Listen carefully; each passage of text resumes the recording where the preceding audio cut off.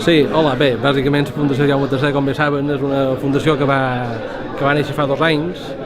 no? Havia farà 2 anys i mig, i bàsicament l'objectiu que té és dignificar, prestigiar unes modalitats insulars que no han estat, que són restant reconegudes per l'Estatut d'Autonomia, però que fins ara no s'han prestigiat, no s'han dignificat tal com se mereixen, no? Avui presentarem la memòria de l'any 2015 i també el programa d'activitats de l'any 2016, no? Esperam moltíssima gent, no? I diguem, perquè s'engresquin, no? Amb aquest projecte que considerem necessari per les Illes Balears.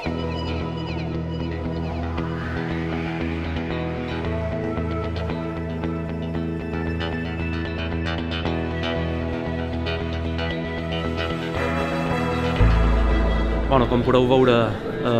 avui celebram un poc el que és la presentació de la memòria del 2015,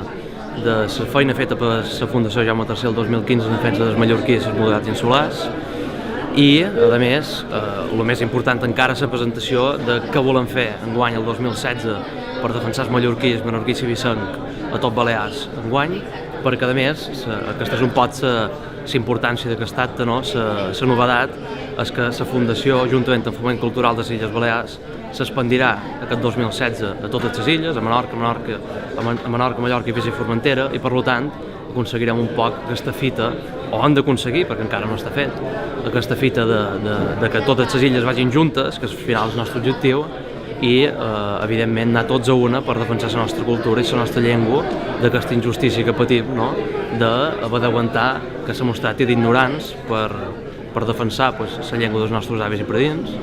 d'aguantar que s'hagin de penalitzar els lots que escriuen en l'article salat en mallorquí i en menorquí a les escoles, o d'haver d'aguantar una televisió pública com és IB3, una ràdio o televisió pública, que pagam tots els balears de la nostra butxaca i que sense que se mos hagi de consultar mai, ells que són tan partidaris tots aquests que imposen el català, i hi ha la paradoxa que són a la vegada partidaris de defensar les consultes populars, però mai mos demanen per aquest tema, curiosament, que són els mateixos que mos fan pagar una televisió que ha d'estar en pur català estàndard barceloní i que tant els anuncis com tot el que forma part dels informatius ha d'estar en unes formes que no són les nostres pròpies. Per tant, la Fundació reivindica i sempre reivindicarà les formes pròpies d'aquí, des del rigor i des de la moderació, però sempre tenim clar que la nostra feina serà defensar els mallorquins, menorquins i vicenc, i avui, encara per tots els que encara no coneguin la Fundació Jaume III i Foment Cultural, els convidam a que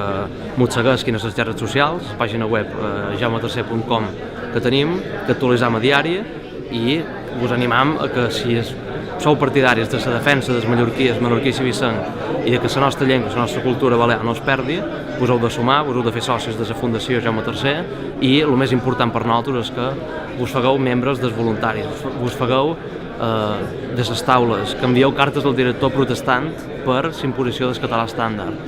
que, en definitiva, doneu una passa endavant i vos involucreu en la defensa del mallorquí, del menorquí i de la vicenc.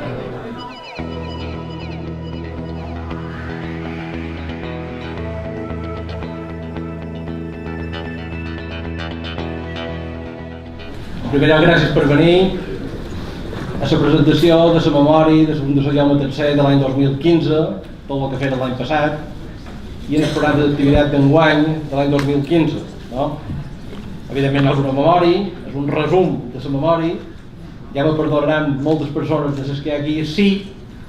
no he pensat a posar qualque cosa, però fent tantes coses, l'activitat és tan frenètica i intensa, la de la Fundació, que realment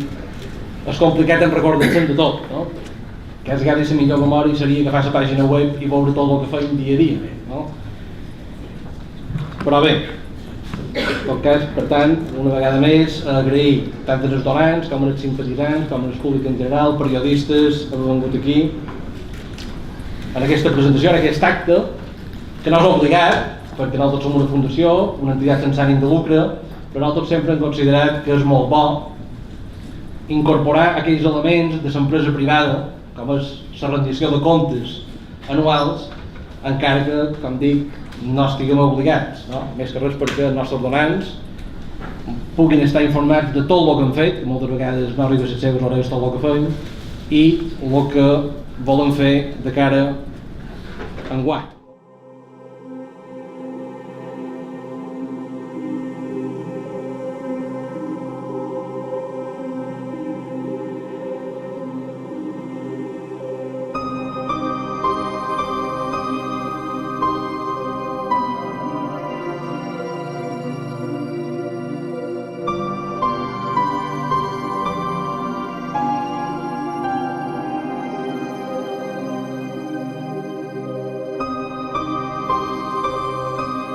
estic francament content d'estar avui aquí, perquè, entre altres coses, veure que jo que he vist néixer a la Fundació i he fet feina durant un any i mig llarg, veure que tot això no només que al cap de 2 anys i mig la Fundació segueix existint, sinó que a més és una entitat avui dia molt més important del que era abans, amb molt de més arrelament, amb molta gent jove que no hi era en el començament, tot això amb molta producció ja, que és una cosa també important quan una entitat cultural se posa en marxa, i sobretot amb aquesta voluntat, a més, de defensar allò que poca gent defensa i sobretot que les institucions no defensen. Altres que ara estem en el Parlament i també altres institucions sabem lo dur que és expressar-se en mallorquí, escriure també en mallorquí, perquè realment jo diria que la falta de sensibilitat cap a això, fins i tot de vegades en certes persones s'odi o l'animadversió manifesta, no? Cap a que fem les coses d'aquesta manera